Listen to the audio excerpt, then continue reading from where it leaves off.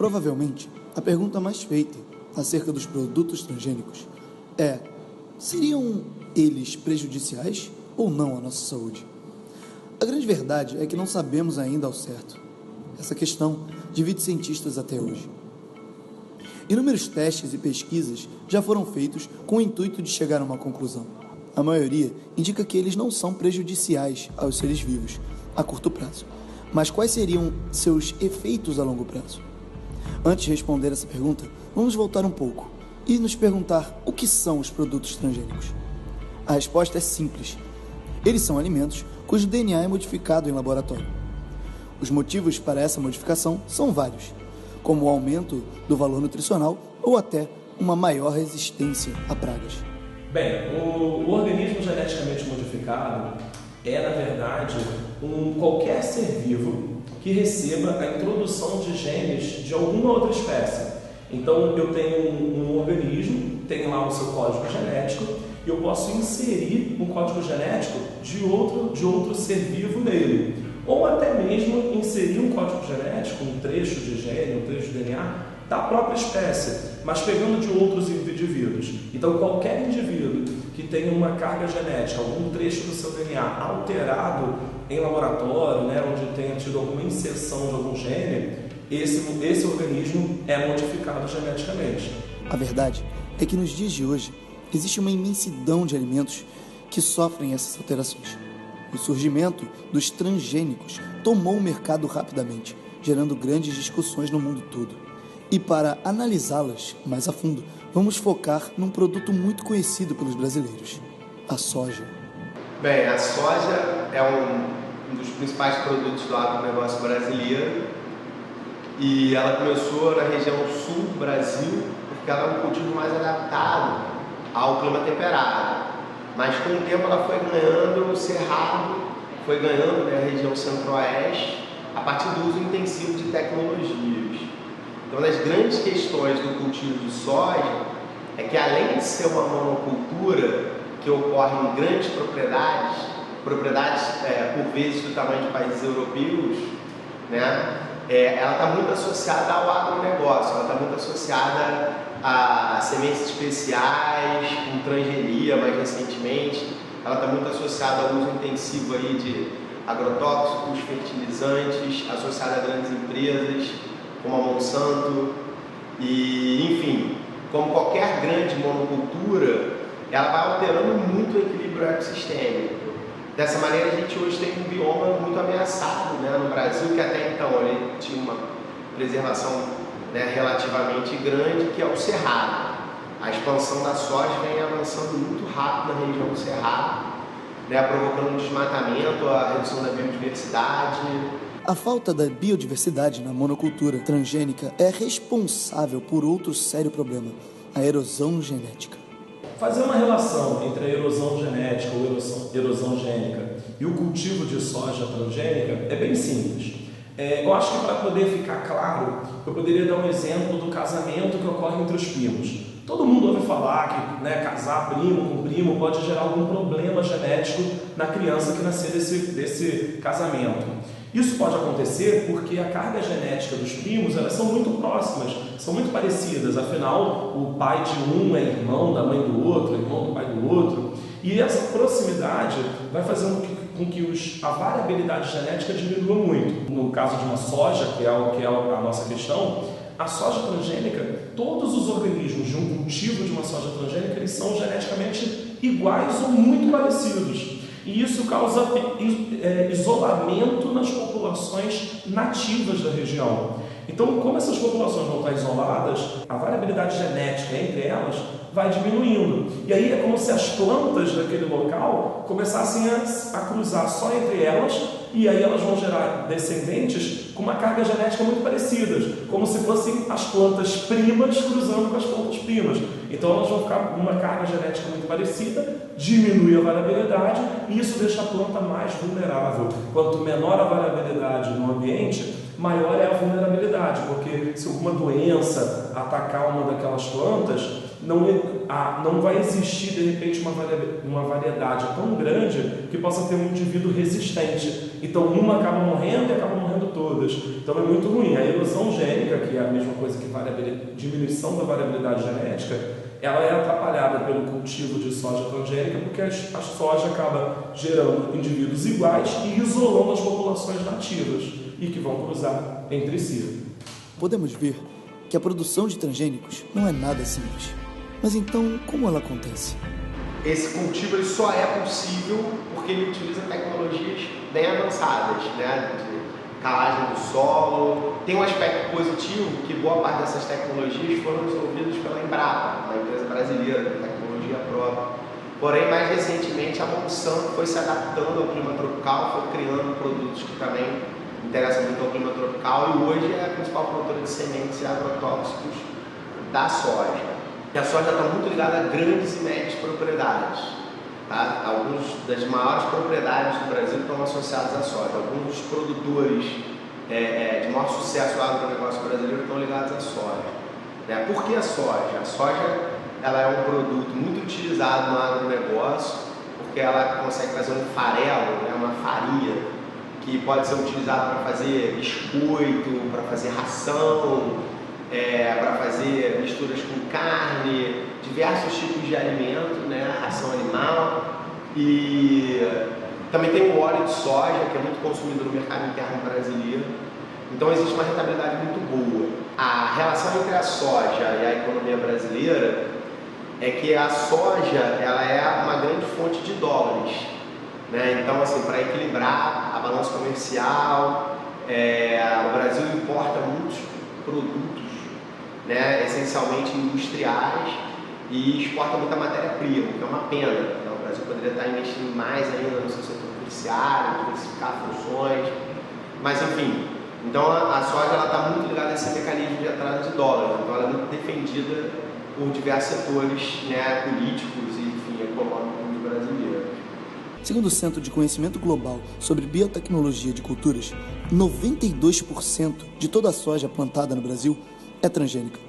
Números impressionantes também aparecem no milho e no algodão. Além disso, o expressivo crescimento na adoção de produtos geneticamente alterados botou o Brasil em segundo lugar no ranking de países com maior área plantada com transgênicos no mundo, perdendo apenas para os Estados Unidos. Esses números são impressionantes, mas ao mesmo tempo preocupantes. Afinal, estamos fazendo produtos cujos efeitos são incertos a longo prazo. Como dito no início, muitas pesquisas já foram feitas acerca desse tema. Uma interessante é sobre o milho transgênico, conhecido como milho BT, devido à introdução de genes da bactéria Bacillus thuringiensis, que produz uma proteína tóxica na planta, específica para o combate a um determinado tipo de inseto, os da ordem Lepidoptera, como a lagarta. A contaminação dessa toxina em uma lagarta inibe a sua ingestão de alimentos, levando à sua morte. Segundo a Embrapa, a toxina só se torna ativa quando ingerida pelo inseto. Isso porque precisa de condições alcalinas para ser ativada. Elas são encontradas no interior das lagartas. Como o pH estomacal do ser humano é ácido, teoricamente, o milho BT é inofensivo para nós. Porém, mesmo com esses testes científicos, não sabemos os efeitos num futuro mais longínquo. Isso estimulou as pessoas, por via das dúvidas, a buscar alternativas aos alimentos transgênicos. Eu sempre procuro comprar, atualmente, orgânica. Não comprava por uma questão financeira, porque eu já toda a família morando em casa e a orgânica é um alimento caro, mas fica quase que impossível você, com uma família grande, só comprar orgânico. Mas se eu pudesse, eu só teria dado orgânico a minha vida inteira para meus filhos e só teria comido orgânico.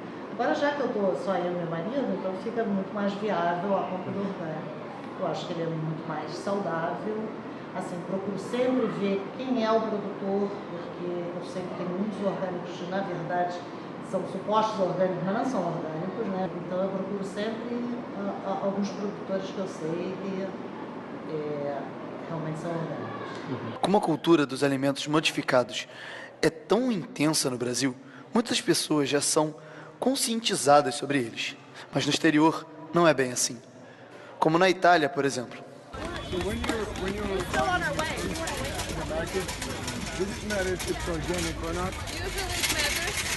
when you're a tourist and you never eat in spring watermelons. Just to take it without thinking it's organic cuisine. Okay, thank you. You're welcome. I would like to know, when you're going to buy your fruits, does it matter if it's organic or not? It doesn't matter. Doesn't matter? Okay. And have you ever taken time to know about transgenics? Never had a transgenic. No? Thank you. Okay. Se a senhora compra para comprar algum produto, frutas, verduras, você se importa se é orgânico ou não? E a senhora já ouviu falar dos transgênicos? Obrigado. O Rio de Janeiro possui um circuito de feiras orgânicas, que muitas vezes é a solução para aqueles que procuram uma alimentação mais saudável. Bom, o meu cargo é de gerente da feira orgânica, né?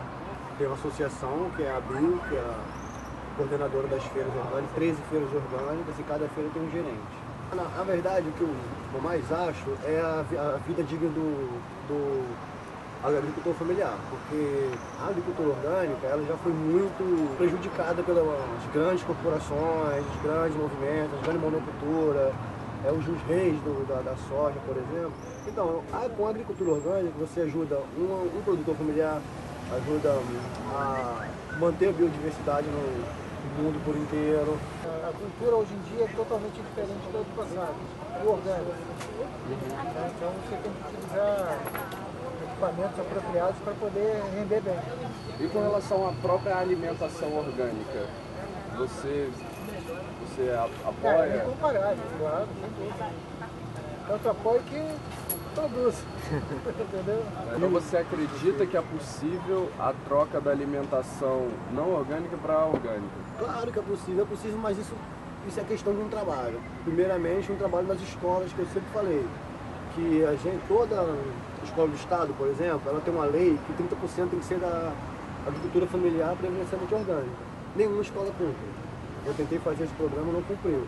Eu acho que para a gente conseguir fazer esse trabalho, começa pelas escolas, depois com os pais, mas consegue. Porque o orgânico não está tão caro hoje, o preço está quase semelhante ao convencional, tem um pouquinho mais caro algumas coisas, mas dá sim. Assim, um pouco a pessoa quiser fazer um trabalho, quiser entrar no movimento, eu acho que dá para substituir tranquilo. Não tem, porque muita gente fala que a agroecologia não suportaria alimentar o nosso país. Suporta sim, poderia viver da agroecologia sim. Não tem questão nenhuma. Você acha que, por exemplo, pagar um pouco mais caro, o preço compensa os benefícios da alimentação orgânica? Pagar mais caro nunca compensa nada, entendeu? Eu acho que a questão é outra, a gente pagar caro porque tem uma relação aí, esse universo complicado, né, da relação do produtor, consumidor, inflação, isso tudo que a gente está vivendo, né? É mais caro aqui, em outros lugares não é mais caro, tem lugares mais caros do que aqui. Se compensa, eu não sei, vou discutir.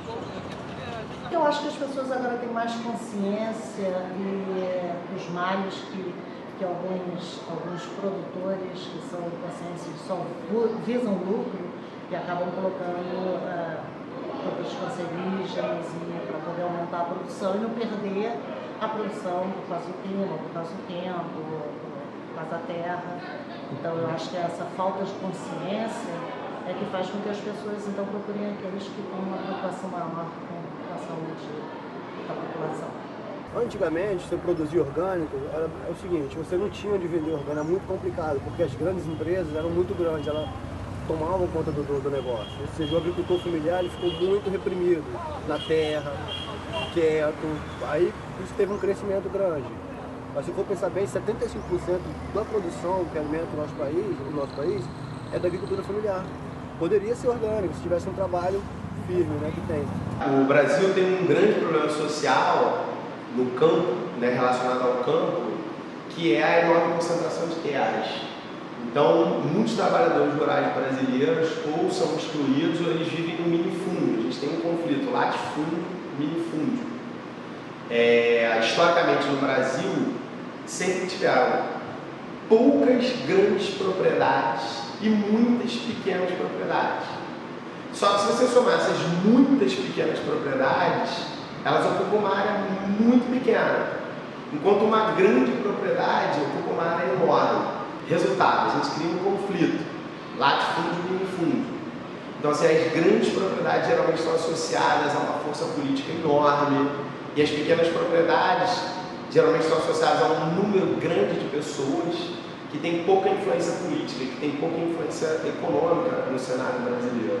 O agronegócio da soja ele acabou agravando ainda mais essa situação, já que ele agravou ainda mais a concentração de terras no Brasil, principalmente no centro-oeste, estimulou o avanço da pecuária para a Amazônia, provocando um desmatamento também desse bioma, né? O bioma amazônico também está ameaçado pela expansão do agronegócio.